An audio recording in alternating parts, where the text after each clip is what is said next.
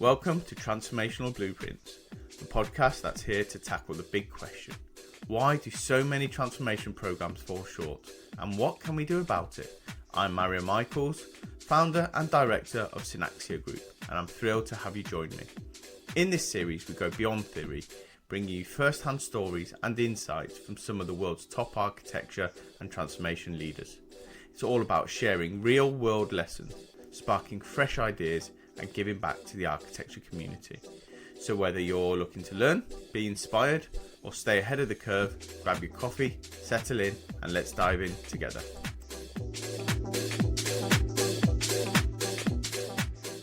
Hello everybody, today we'll be talking to Luca Mezzalira about do we actually need architects anymore? Luca is a principal solutions architect at AWS, an international speaker and an author. Over the past 23 years, he's mastered software architectures from front end to the cloud, providing the right solutions for the context of the job at hand. So Luca, welcome to the show. Hello everyone, and thank you for having me. Well, we always start with a bit of background about yourself then, Luca. Okay, so how far do you want to go? How did you get to becoming an architect then? Okay, so when I started in Italy, I was a first developer, then became a freelance, and I discovered my passion about software architecture. Every time that we started a new project consulting, in a consulting firm that I created, basically I was the one looking at architecture, understanding business requirements, understanding how the things were working, and it was very nice. I always loved that part of the process. Yep. But still, I was still very involved into the development as well. Yep. So I was a master of all trades. But when I moved to London in 2013, I had the pleasure to work as a developer, but also with a different angle from many others. Instead of looking only on the development side of the project, I was also looking at metrics regarding if a specific framework was performing well, or if the team was happy working with that and stuff like that. So for me, it was always looking holistically about the social technical system. It wasn't just, I want to write code and that's it. Because what I realized very quickly is that if you write code, you solve probably 30% of the problem. Yep, correct. The rest is around engineering culture, is around how to structure the organization and architecture. When you have these three dimension all linked together, you start to have a very compelling system that is extremely difficult to balance, but extremely fun to do that. And that where basically I started to look into an architecture role more properly, like is interpreted in many other countries, like UK. And I joined a company as a software architect that was taking care about streaming platforms. And then I joined one of those streaming platforms that was called The Zone. It's still available in 200 countries. And I joined there, probably the most relevant experience as an architect. I joined there as an architect, and then slowly but steadily became a VP of architecture. And now I joined AWS 4.5 years back as principal architect. Okay. And what is your remit at AWS then? In AWS, I'm a serverless specialist. Therefore, what the specialists do are, so basically we are in between the service team and the account team and the customers. So we try to bridge and socialize the ideas of the service team also with our customers. We bridge them and we connect them together in order to, let's say, understand if what we want to build is what the customer wants or not. And on top of that, we solve probably the most daunting problem on our area of expertise. In my case, serverless, because in my previous job in The Zone, half of our architecture or slightly more was fully serverless. And I embraced that pattern or that let's say, idea very early in the journey because it was 2016 when we started. So considering Lambda was announced in 2014, you can understand how early days we were. But we found in serverless probably a good ally to reach what we want to do. So fast production for all our ideas, reaching a right scale, and find, let's say, developers that were able to work end-to-end from code to infrastructure very easily. And we paired that alongside with Fargate, with ECS, in order to have everything covered in a proper way. Okay, brilliant. So part of the theme of series 2 of this podcast is the previous guest gets to ask you a question. So the question from Wendy was, How can we continue shifting the perception of enterprise architecture from a technical function to a strategic enabler of strategy, execution, and transformation? It comes very handy, this question, because last week I was at the QCon in London, and there was a discussion around how you can be more strategic. Yep. And I really align with what the speaker was saying during the session, where you need to prove to the people that are around you, not only your peers, but also your managers, that you're capable to do that. Yep. I think is an educational piece that it's inevitable to do, because not everyone is sensible enough to understand the social technical system. Yep.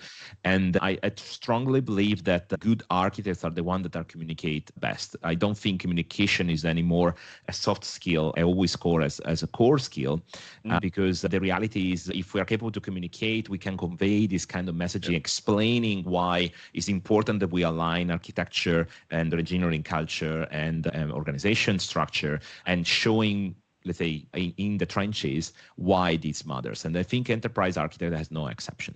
Therefore, we need really to have someone that holds the big vision about the organization and the system, and trying to, let's say, streamline the integration of new features and understand the business requirements, understand where the market is going, and having this holistic view that, in my opinion, is needed no matter if you are, I don't know, working on a monolith and distributed system or anything in between. Yeah. Okay. And it's really shifting that perception externally, isn't it? And I think historically, we've seen enterprise architecture sit in the office of the CTO or the office of the CIO. So therefore, it's part of technology, and pulling away from that.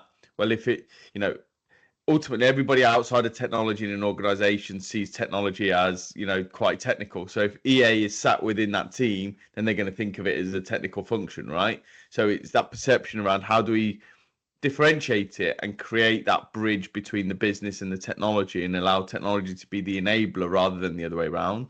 You briefly mentioned around communication skills being a core skill these days for an architect. What else do you think makes a great architect in today's world?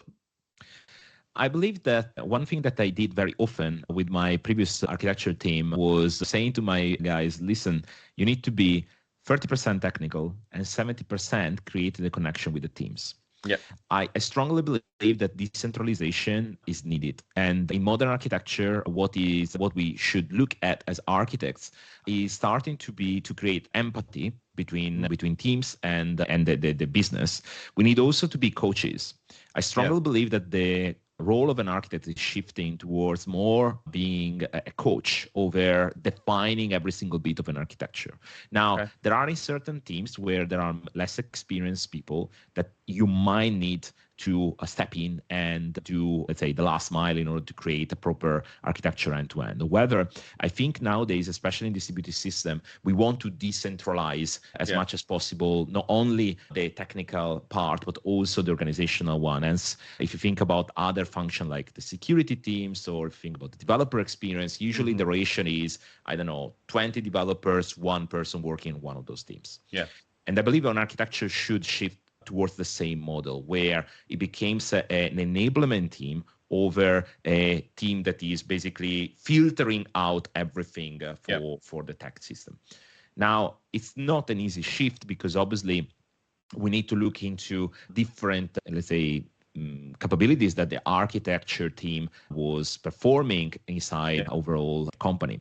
But I believe, the experience of architects is required, because very often you can spot things way before they happen. And you can also socialize with people that have seen in more than once certain situation in different organization. And therefore, that for me is something that developers should, let's say, praise from an architecture perspective and use as much as possible, while they should design also their system. But I believe that there are certain situations, like when you have cross-cutting concerns, like a feature that spans across multiple boundaries, that will require someone that is impartial and look holistically into the feature. Because otherwise you might risk that people that have a stronger personality or perform better in, let's say, live discussion could decide everything from their perspective. That doesn't mean that necessarily it's a wrong thing, but we are losing potentially some voices. And I'm a strong believer that we need to include as much as possible, from junior developers to, let's say, most experienced developers, because nevertheless they have different angles that you might not explore because you discard upfront. While what I've experienced in my previous jobs is that including all these people in a discussion through synchronous and asynchronous communications, you will be able to have a better decision at the end of the journey. And that is something that I always foster, even now in AWS. When I go to customer, I try to give voice to everyone while I'm in a room, because I believe it's extremely important that we hear all the different voices that compose a team. Composer team. And we have seen that decentralization within architecture in places, and that's given teams more autonomy, hasn't it? But has that come at a cost of strategic oversight? And if so, how can organizations strike that right balance between strategic and whatnot? I have seen in quite few of our customers this decentralization happening. And I think we need to take case by case, because there are certain teams that are more mature and therefore they have a certain, let's say, capability to design things. Other teams that are less mature and therefore they struggle more. But I think when this decentralization happens, the company has to accept that there will be a higher level of risk, because now we start to move independently.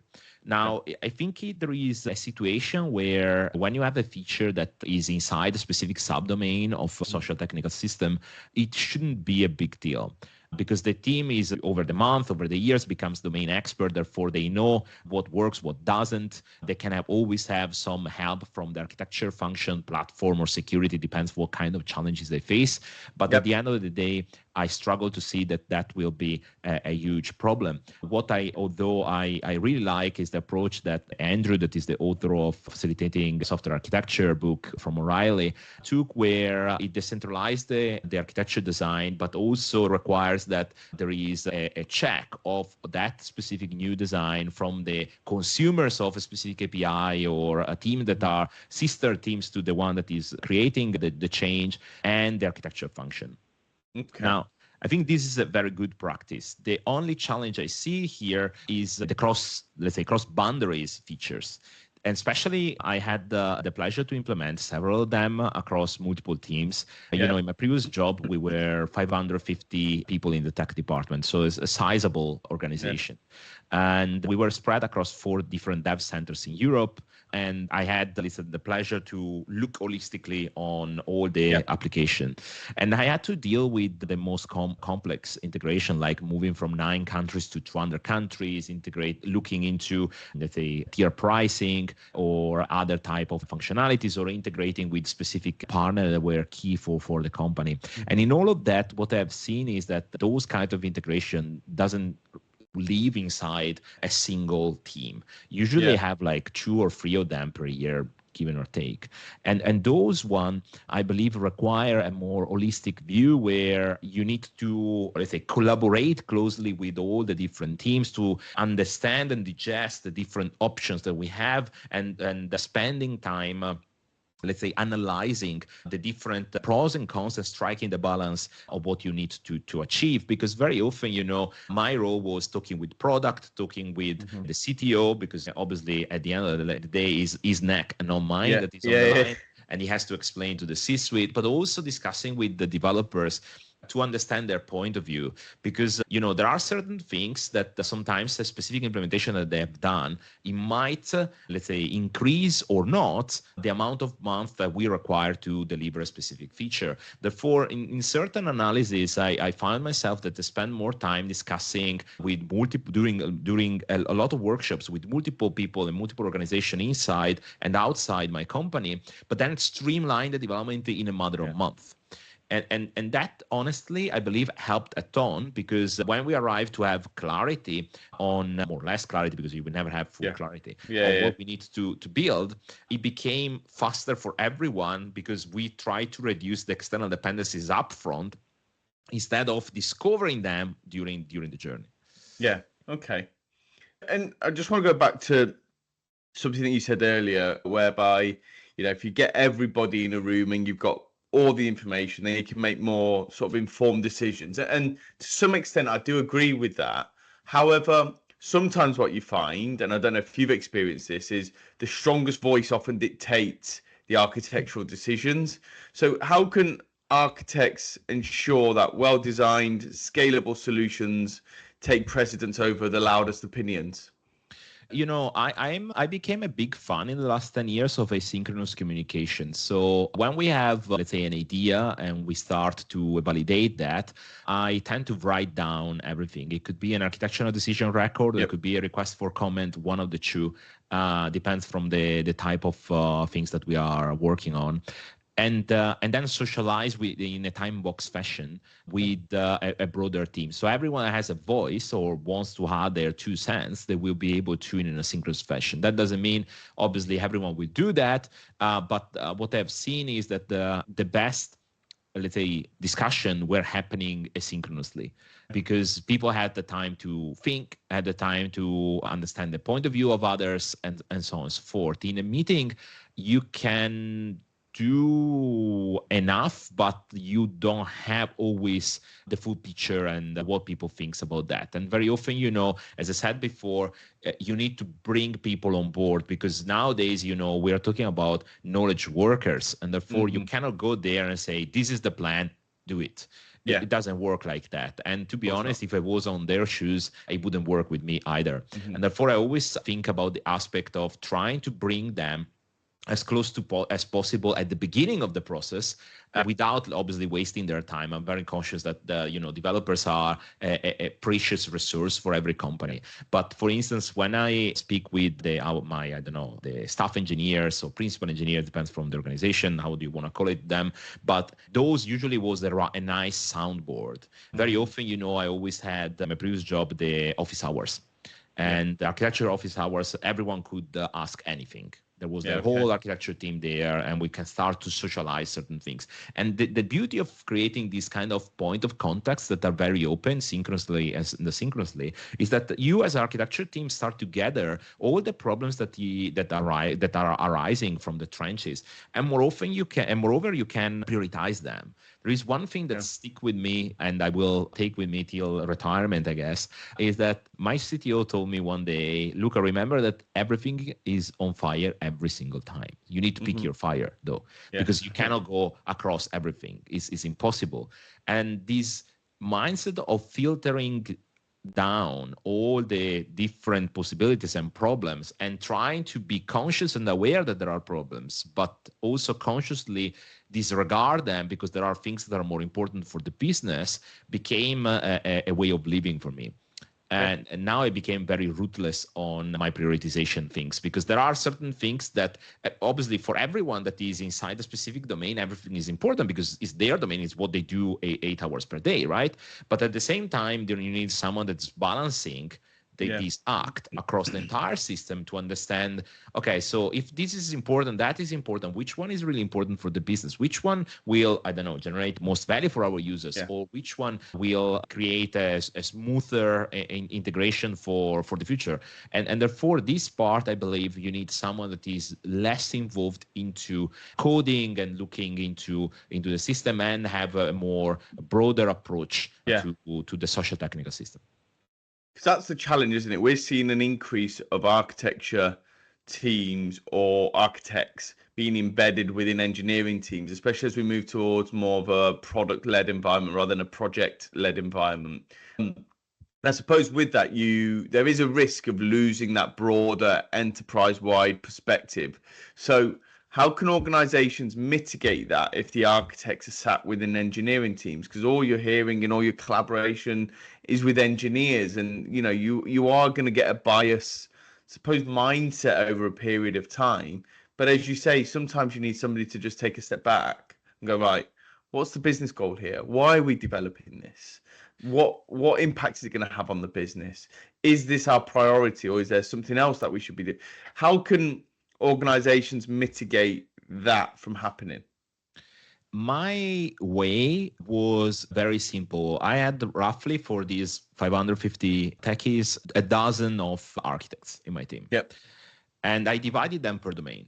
trying to have at least 2 per domain. And obviously in a system, we have a couple of people that were looking into onboarding and payments, stuff like that. Another couple that were looking into video player, or were looking into the catalog, metadata, data part with the data architecture team alongside and so on. So they're verticalized area where they should really shine and understand inside out the things. Obviously, again, the ratio is quite important because we have quite a lot of teams against one or a couple of architects. But what I was doing was gathering and carving out time for having a moment where we circulate information between us. Usually, there was a meeting from the product team that was 90 minutes every Tuesday. So every Tuesday we gather in a room, and all the architects were sharing what they design, what kind of challenges they face, and so on and so forth. And that was the first step to have, let's say, circulate ideas, understand how the things are going in trench, what kind of friction there were, and so on and so forth. For me, as a VP of architecture, what I was doing, I stole an idea that I read in a book, 9 Lies About Work, it was SVP of Cisco Engineering, if I remember well. And the idea was very brilliant. So basically, every week, I sent out a survey where I was asking 3 simple questions. The first one was, how was your week? Rate from 1 to 5. Secondly is, what you're planning to work next week. So I force people to think about whatever they need to do for the following week. Usually I send that on Friday morning. I expect that to have Friday evening, because I have this mantra that I discovered over the years that if you close the week with a recap of what you need to do, Monday you will start, let's say, stronger. And you don't have to rethink everything. You just have already listed everything. So you just start to work. And the third question was, how can I unblock your challenges? And my role as VP was the first 2 days of the week, apart from few meetings, I basically unblock my team. And that basically with these things, plus asynchronous communication, as I said, architectural decision record, request for comments, and then attending different meetings that maybe engineering was doing and that we wanted to be part of, it helped a ton to understand what was going on and how everything was working, obviously at our level. And when we needed to drill down, we were doing ad hoc things. And the other thing that was extremely helpful is that almost all of my guys had knowledge of code as infrastructure. So we were using Plant UML back in the days. Nowadays, I'm using more Mermaid.js. Often, we were walking into the meeting with developers. They were telling us how the system works in order to understand better how we can plug specific things. And we were writing on the fly a sequence diagram or an architectural diagram that enables people to have something visual that we can discuss on. And that I've seen was extremely helpful, because basically we were designing things on the fly, and at the same time we were capable to discuss visually and say, okay, so we could move this arrow here, maybe making asynchronous instead of synchronous, or maybe we can, I don't know, use a batch over a stream and stuff like that. So the discussion was flowing very well. And to be honest with you, I think that was definitely extremely helpful. And the last thing I was doing is trying to create working groups with different areas of the company. So we had one with the platform engineering team, we have one with the security team, and we tried constantly to, even physically before pandemic, I basically positioned my team sitting between product and security. And that was the place where we wanted to be, to hear and understand everything that was happening inside the organization. And that helped a ton. Obviously, when we started to be multiple dev centers, I had to decentralize also the architecture function, because otherwise it wouldn't work if we're all in London. But in general, I think that approach helped us to have eyes and ears where was needed. And then we had, let's say, architects that were communicating pretty well with developers as well as the CTO. For instance, for me, I was in the CTO office basically at least twice or 3 times per week, because I strongly believe in this constant communication and just sharing the possibilities. My role was not only, I was designing a part of the system, but also was sharing the possibilities to the CTO, because I could provide a recommendation, could take a decision, but at the end of the day, I believe that he has to justify with the C-suite. And therefore, my role was this basically massive glue that I was looking into product engineering and helping the CTO to make the right decision. And I love where you position the architecture or the architects because one of the problems architects have, or one of the challenges they have based on my conversations with them, is we've got to design stuff that works really, really quickly, that's really, really agile, but also, an architect's whole purpose really is governance and long-term sustainability, because without those two things, what's the point? But at the same time, they've got here and now objectives that they need to hit. So how do architects, it's kind of like the lost art of designing architecture, isn't it, in terms of balancing agility, governance, long-term sustainability, and also getting stuff shipped, really. The developers can't ship anything unless they've got the architecture there, arguably. So how do architects find that balance? Usually, I'm a strong believer in process. In my previous company, we were using the peer FAQ process that was created by Amazon, but my CPO was coming from Amazon. Therefore, we had this idea that every single feature was written down like a press release. And then there were a bunch of internal and external Q&A. Yep. I plug my team in that process. We were the first team alongside, sometimes at the first iteration, maybe not, but when we were consolidating the document, we had like maybe some developers, some QAs, and other people inside the engineering function. Yep. But I plug myself there because we were able to ask the right questions. Very often, I work now in customers and they ask simple questions like, what is your SLA? What is your availability? Because if I don't understand these architecture characteristics that I need to design for, it's impossible for me to tell you, we should do this in that way over that way, because the reality is very often I have seen, let's say, developers as well, architect designing in a vacuum.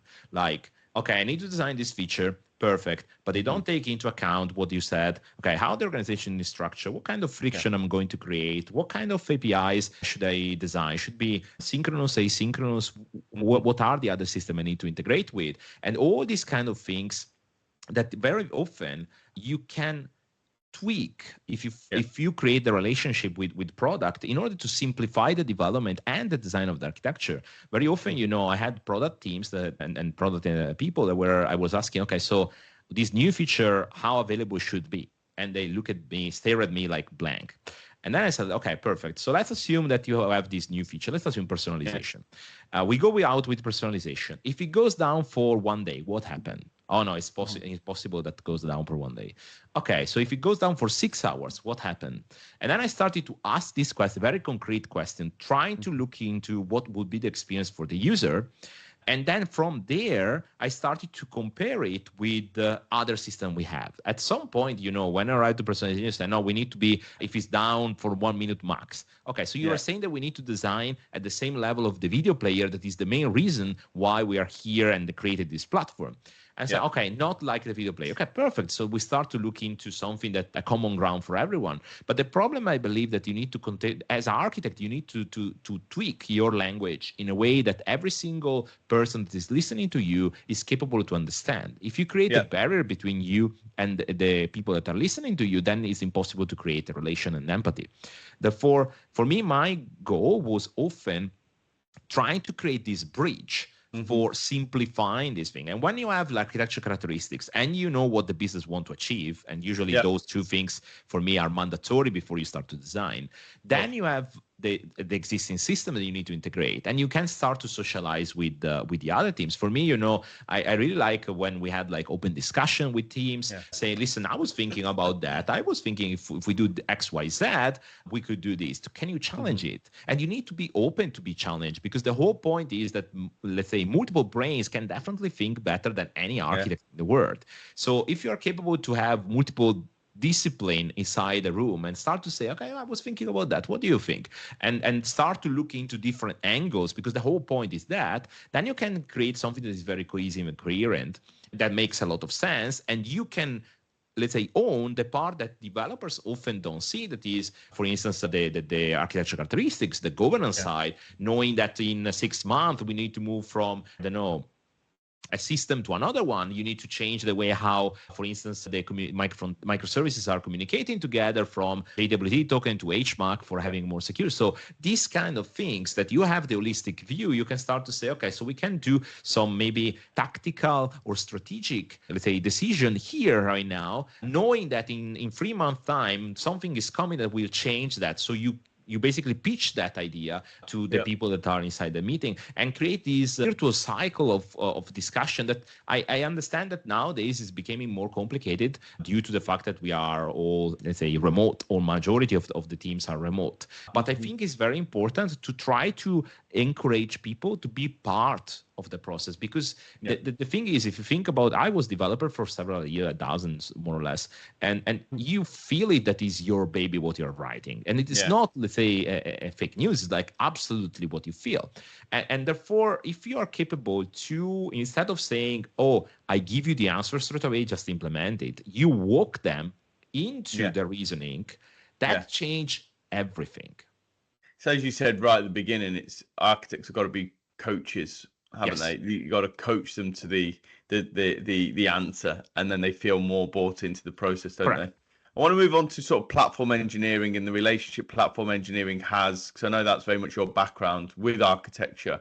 But before we move on to sort of the questions, I think it's important to really define, in your words, what you believe platform engineering is in today's landscape and how it differs from traditional infrastructure and DevOps approaches. So for me, platform should act as a service team that helps the organization to thrive. I'm a huge fan of team topology. I was implementing that way before was released the famous book bestseller and about team topology and how to structure that. And I have my streamline teams, platform engineering, and then I have architecture, developer experience, and security that were basically my enablement team. That's how I always thought about that. I didn't have that vocabulary back in the days, but I remember vividly when we were hiring people that we started to scatter across different locations, the same domain, subdomain. I stopped everything and said, listen, we are making mistakes here. So we need to collocate as much as possible people in the same domain so they solve the problem as fast as possible. And we have hard conversation or hard discussion when we have hard APIs. And we have just touching points. That became very easy, become easier to handle. The platform should behave in 2 areas. So they should add value to the company. They should take care about cross-cutting concerns. Classic example, the entry point of your APIs. So the question is coming, I don't know how often I answer this question with customers in AWS. Very often, people start immediately, oh, no, we need to create a unique entry point for everything. So we have security logs, everything there. It's a possibility, but in architecture doesn't exist. The best answer is always a trade-off. So we need to balance that thing. Often I've seen companies that they want to generate value as soon as possible, and they have an API gateway per subdomain or per team even. And that for me was okay, because the stage where they were in was we need to carve out from, I don't know, a 10-year system that is a monolith or a modular monolith into multiple services. And I want to reduce the friction and start to test the most complicated part, in my opinion, in distributed system, that is the operational part, and understand how the things are working. And I think a platform engineering there could help a ton, looking into cloud cost or cost of infrastructure, looking into exposing these costs and helping the teams to create the right dashboard, because I truly believe that teams should operate in 2025, everything end to end, and understand when things goes wrong in production, they should have their own dashboard and they understand, they build them with the help of platform engineering. But also platform engineering should help to, let's say, the challenges that sometimes we face. For instance, if you think about, I don't know, patching a virtual machine or helping with automating certain things like security, if it has a requirement of checking, then no one is putting an API key inside the version of control. Security and platform engineering should figure out a way for handling that part.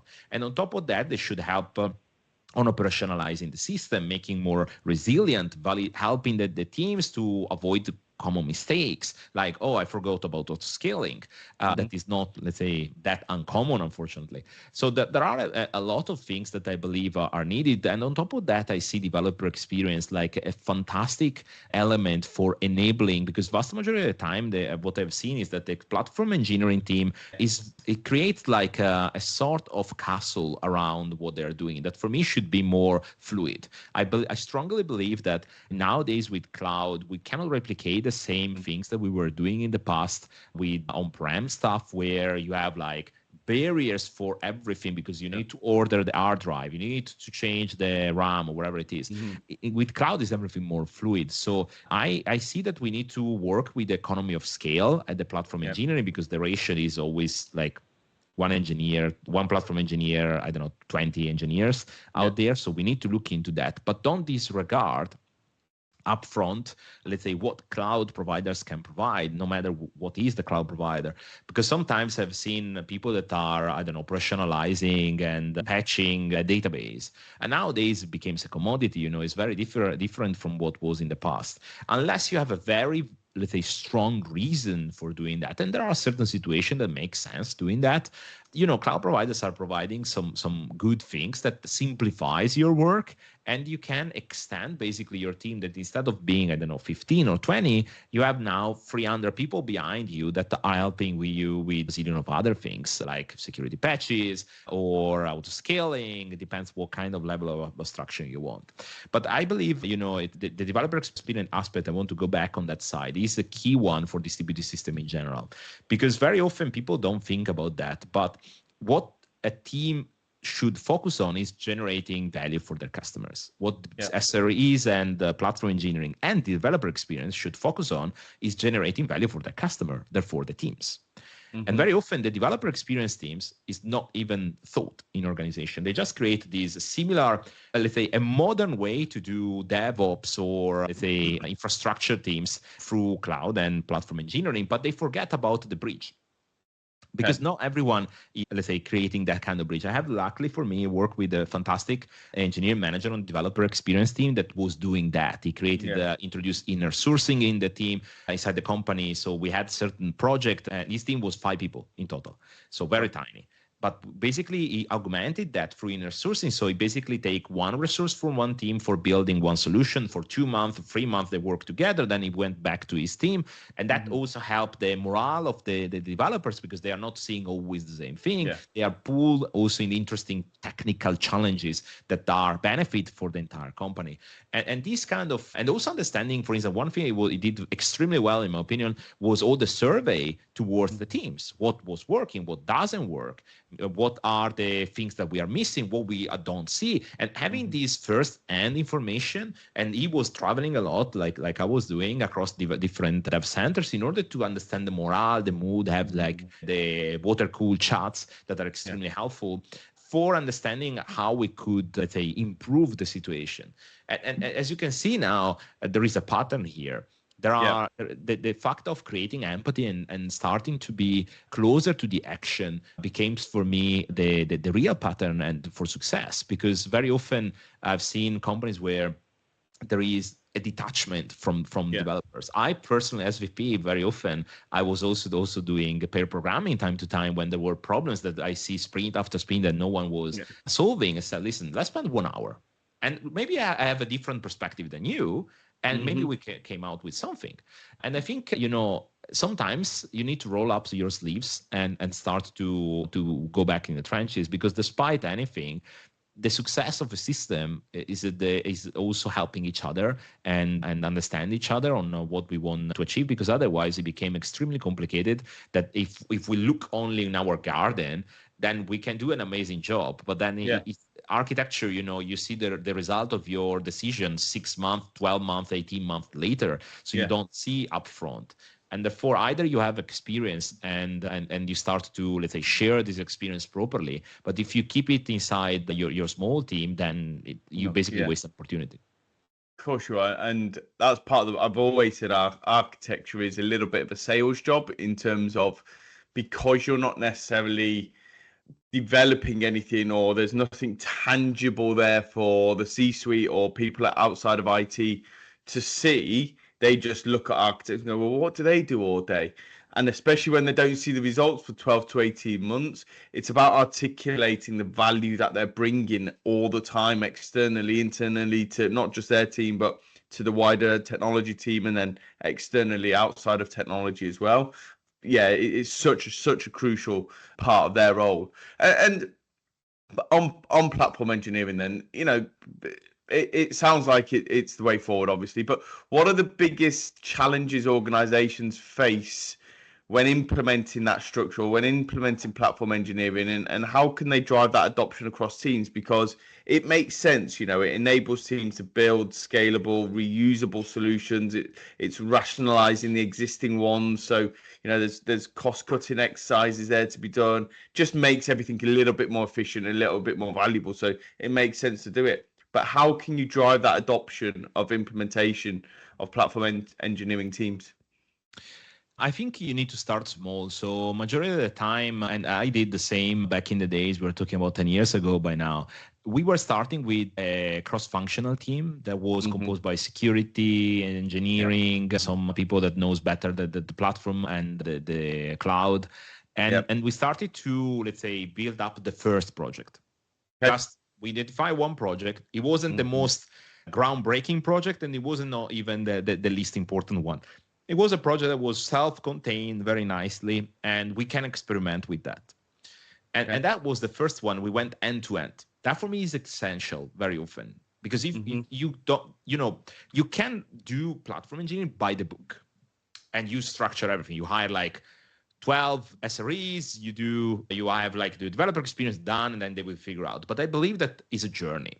Yeah. Because, in general, any modernization or migration is a journey for everyone. You need to bring people on board. Sometimes you might have, let's say, partners that are coming to you and are helping out, but I'm a huge fan of learning on the jobs. So for instance, in my previous company, we were merging developers with internal and partners in order to create teams that were capable to move forward with the expertise of the partner, but retaining the knowledge and expertise of the domain from our internal people.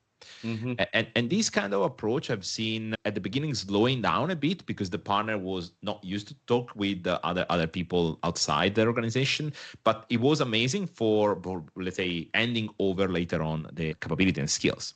But in general, I think you start iteratively, and you start with the project, and then you understand better what you're looking for. And there is no problem on, let's say, take a different direction later on, because we need to remember, and too often I didn't see that mentioned by, let's say, quite well-known people, we're working in an empirical environment. And an empirical environment means that trial and errors are our day-to-day. And if we start with this mindset, you start to understand that, yes, there are certain things we know up front that are not going to work, but you cannot start every time saying, okay, so this is not going to work, so let's move on. Let's give it a try. Sometimes you need also to evolve things and understand maybe there are some good learnings here that we can take and apply to the next iteration. And it's very, very important that you start to have this mindset of trial and errors and iteration, because it's not only I plan to do something, I act and do something, but the most important part is I review what was at the end of the iteration. What do I learn from that? What can I do better next time? And then you move on. And I think this one is a good way for growing a company towards especially distributed system, because otherwise you can have, let's say, 10 new SREs straight away tomorrow maybe, but then you need to, let's say, take all the problems differently. You need to start to spread them, understand the context, understand how the team are working, and then start to rationalize certain part, striking a balance between the possibility to the developers deciding certain bits, what they want to use and what you want to reuse, because you need to remember that there are two strong forces in any organization. There are the product team that wants to have high personalization almost on a customer by customer base. On the other side, because platform team is smaller than probably many other teams, is working with economy of scale. And therefore, I want to create a solution that fits them all. But in the middle, there are developers, so streamline teams, that they have these two forces. And unless we found a way to balance, and this is a balancing act, let's say the personalization, you can arrive up to a certain point. Obviously, you cannot create everything super mega personalized. And on the other side, you need to have the flexibility to say, okay, so this is the pattern that we want to gravitate to. But at the same time, I understand that in your situation, for your specific thing, it's better that you use something else. Yeah. And I think there are, as an architect, you can look into these things, and there are certain parts that are key. For instance, if you decide that the communication across boundaries that are not forefront of your architecture but are internal can embrace eventual consistency, then you can say, listen, guys, we decided to use a event-driven architecture for cross-boundaries communication. Inside your part, you do whatever you need, but at the same time, you can document this and start to socialize this part properly. And I think platform engineering plays a fantastic role in all of this, because if done well, you can really start to have a boost on the development, because now the developers don't have to think about, which kind of library for observability I use, how I can instruct my observability tool, how can I look into dashboard. And if you have a question, you can find an answer very quickly from platform engineering or ask to another team. So I think, we need to appreciate the fact that software became extremely complicated, and we are trying to deal with essential complexity as much as possible. But there is an inherent complexity that we cannot avoid, especially when there are multiple teams. And therefore, if we start from this point, we need also to think about how we can smooth the process and have a pleasant journey altogether. Okay. So how does the relationship between enterprise architecture and platform engineering evolve in the coming years? And will platform engineering become the backbone of modern EA? I don't think I think there is a collaboration. I don't think there is an overlap, to be honest. In general, it's like, I think that the platform team is the one that should keep on the ground architects as much as possible based on what's happening. And when I mean architects, I mean security teams, I mean enterprise architects, I mean everyone, because the reality, the certain decisions could drastically affect the throughput of your organization. Just to give you an example, when we started to look into, so the new system that we wanted, we had like a .NET monolith, and we wanted to look in, let's say, analyze the type of integration we had to do, and basically was majority of the service request from the client, check a query database, go back, or integrate with another service, and that's it. So we didn't need anything crazy, apart from some services that we needed to have throughput because our traffic was extremely spiky. So we were discussing about which programming language we want to use. And one thing that we ended up having two: Node.js for majority of the services, and Go for the high throughput services. The reason being is that if we allowed everyone to use whatever they wanted, you are not bringing only multiple technologies, but you make obviously the life of platform engineering more complicated, but you're bringing different cultures. If I bring, I don't know, Akka on the table that use an actor model architecture, the way how I design my stuff is completely different from another approach that is more transactional. And so if people don't look holistically into that, usually it becomes very complicated. And I think the collaboration between platform and architecture is really a good one. Very often, what happens is that you as an architect, you want to enforce certain characteristics, and platform could help to achieve that. Security, for instance, or if you want to have budget size on your application, if you want to make sure that, I don't know, you want to integrate a specific fitness function, you can develop that, and in conjunction with the platform team, you can find the right place in the journey for nailing the right point that is as close as possible to create a virtuous feedback loop for developers and stuff like that. I think those two words should collaborate very often. I remember one interesting thing was, for instance, a challenge that was thrown by our company, that we need to test our application for when we move to 200 countries. And we had like a session between platform and architecture and security. And we came up with this idea that the feature was called Marco Polo, because it was going around the world discovering parts. And we generated together with it was coming from the head of platform, this idea of using headers, passing a specific key that was generated by the device, and then mapping into the identity system that we had internally, and basically say to every microservice, every time you see this token, and you see that there is the correspondent available inside the internal system act differently.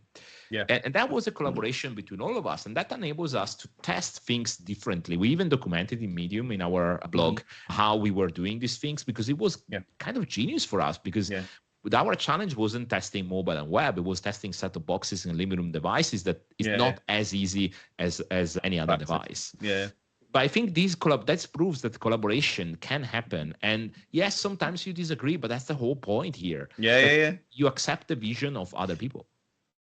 100%. Okay, we're going to move on to our quickfire questions now. First one, what do you think CIOs or CTOs actually care about? Value for their customers. Or at least that is they should. Yeah, fine. Start with the customer first and work backwards. Yeah, fine. Yeah. Okay. If you could ask a CIO or a CTO a question and get a genuinely honest answer, no corporate politics, no any games play, what would that question be?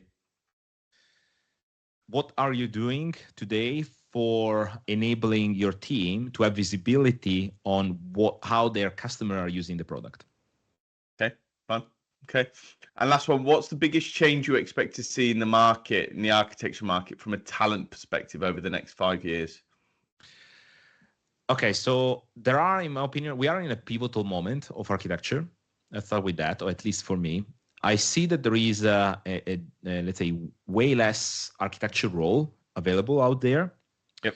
And that doesn't surprise me, because obviously there is this decentralization act happening. And I think we are acting on the opposite side of the pendulum, where at the beginning, ivory tower, if you think, let's say, years back, now we are moving on the other side of the pendulum. Let's decentralize everything, but with the risk that there isn't enough experience and holistic view that might work 50% of the time and might not work at the other 50% of the time.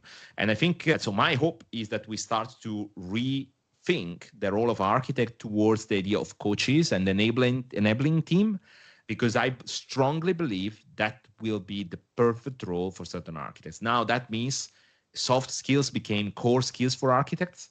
Communication is one, and creating empathy, being technical, but at the same time not providing every single answer, and trying to include people as much as possible. When we find that kind of unicorns or people that are going towards that direction, the role of architecture, in my opinion, will be more accepted inside the organization. And I think it would be more flat than before, when we had like very structured things. You think about VP, chief, senior, or principal architect, it would be more flat. Yeah. And that's my point of view on how it will evolve the role of architecture. Okay, brilliant. Well, we started the episode with a question from our previous guests. What would you like your question to our next guest be? The next guest should answer the question, how AI will impact the architecture role. Okay. What will be the role of an architect with the advent of AI? Brilliant. Okay. Well, sadly, Luca, we've run out of time. Thank you so much for an excellent episode. Thank you. It's been really interesting to chat about, whether you agree or disagree that we need architects anymore. So thanks very much for your time and for your insight. Thank you.